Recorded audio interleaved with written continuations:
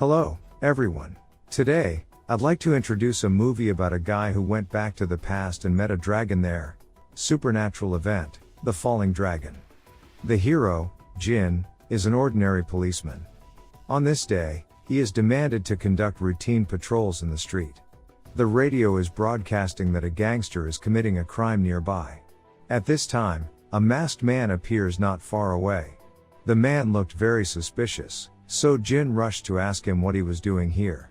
But the man starts to run away as soon as Jin questions him. While chasing after that man, Jin surprisingly finds that this man has extraordinary skills. He not only has strong internal power, but also can fly over the eaves and walls. However, just then, a car suddenly drives out and knocks him down. Jin wants to take the opportunity to arrest him, but is surprised to find that the man is not only invulnerable to bullets, but also incredibly strong. He kidnaps the driver at once, and then Jin suddenly realizes that this man is the one who killed his mother many years ago. The fire of anger starts to flare up in Jin's heart. Just when he is about to take revenge for his mother, the murderer escapes even after getting several shots on his body.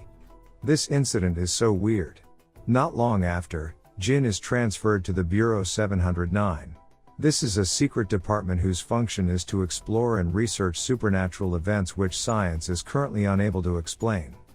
As soon as he arrives here, the director hands Jin over to a female special agent who is also his boss, Ling. Ling has the super ability to perceive other people's thoughts, so Jin's idea about dating her is exposed by Ling immediately. Then, Ling introduces some basic equipment here to Jin, including the second-generation space-time portal that can travel through the time. Next, Ling shows him around the arms depot. Here, Jin sees many precious ancient artifacts, including Ho Yi's bow, the swords of Ganzhong and Moi, and a metal rod. But these are not for him. Jin is equipped with a small gun. Although this gun is small in size, it is very powerful. With just one shot, Jin blasts a big hole on the roof of the headquarters instantly, even triggering the protective devices here. Later, Jin and Ling begin to analyze the DNA of the murderer that night. Until then, that they know the murderer is not a human, but an alien creature which is more advanced. The communicator then plays to them a strange audio segment intercepted from outer space not long ago. At this point, a stranger phenomenon happens. As soon as Ling hears this sound, she begins to feel physical discomfort. Later on, Jin learns from talking with Ling that two of them have the same experience. Ling's parents were also murdered when she was very young, and her only sister was also abducted by the murderer. In order to find out the clues of that case and the truth, Jin and Ling decide to open the space-time portal secretly to go back to the past. Ling recalls some clues of that case, including the exact time and place. After a burst of lightning and thunder, they are transported to the past, and Ling sees herself as a child there. But unfortunately, because time is too short, they still fail to see the face of the murderer. Although they return to the present within the set time, the director still finds that two of them used the space-time portal without his permission. Though being sent to the confinement room by the director, they are still looking for more clues. After analysis, they come to a conclusion. That is, the one who killed both of their parents is most likely from the same organization. Next day, the director releases them out. It turns out that the analysis of the sound previously intercepted from outer space has produced a result. It is the voice of dragons. And the reason why Ling felt discomfort on hearing this audio segment is that she is descended from the Dragon Breeders clan. The record of the dragon goes back to 1934, when a dragon fell to Earth at Yingkou City. That record is by far the most detailed, with many witnesses.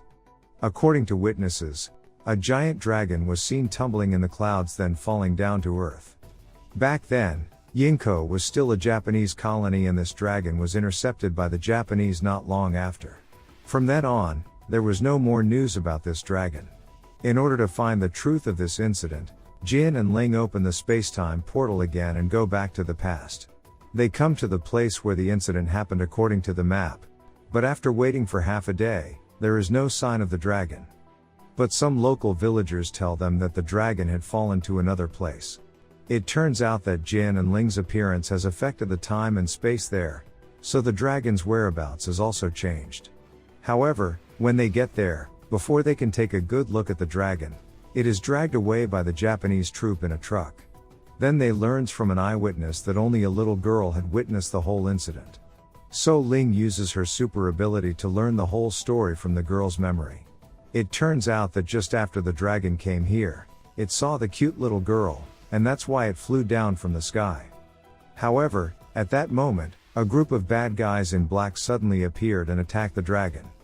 They wounded the dragon and extracted the DNA from its body. At that moment, a gunshot interrupts Ling. She and Jin follow the sound to the outside, only to find that Japanese troop is massacring the villagers who is preventing them from taking the dragon. Seeing the scene in front of them, they feel awful but can do nothing about it. So they have to return to the present first and find other methods. The director tells them that in 1969, the US and Soviet Union had lost a dozen of top scientists one after another. And just a few months later, the number of the supernatural events had begun to increase greatly. After investigation, all of these events point to a mysterious organization. Just then, the analysis of the soil samples brought back by them comes out a result. The result shows that the planet where the dragon lives is rich in an element known as superheavy nuclide. This element is very rare, and its power far exceeds that of a nuclear bomb. From this, it can be concluded that this mysterious organization is likely to use this element to develop super weapons. In order to stop them, Ling and Jin waste no time and return to Yingkou in 1934 once again. After a flash of lightning, the dragon finally appeared, followed by a spaceship behind it. Seeing several bad guys in black come out of the spaceship, Ling and Jin decide to wait for the opportunity.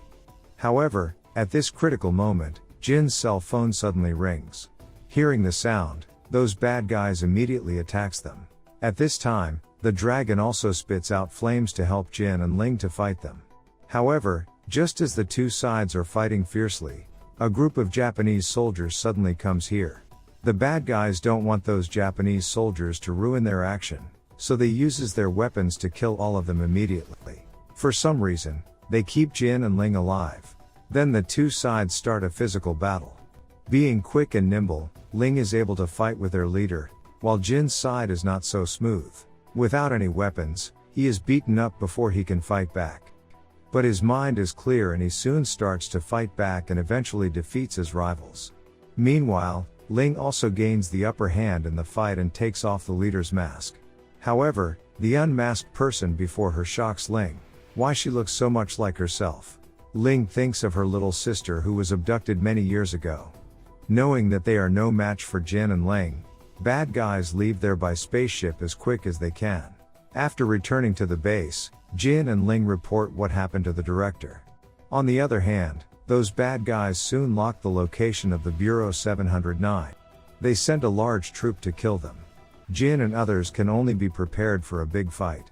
As the story comes here, we can see that there will be a sequel of this movie. After watching it, I think that the actor's performance is very good and the special effects are great, especially when the dragon appears. In addition, if you were allowed to go back to the past, what would you want to do?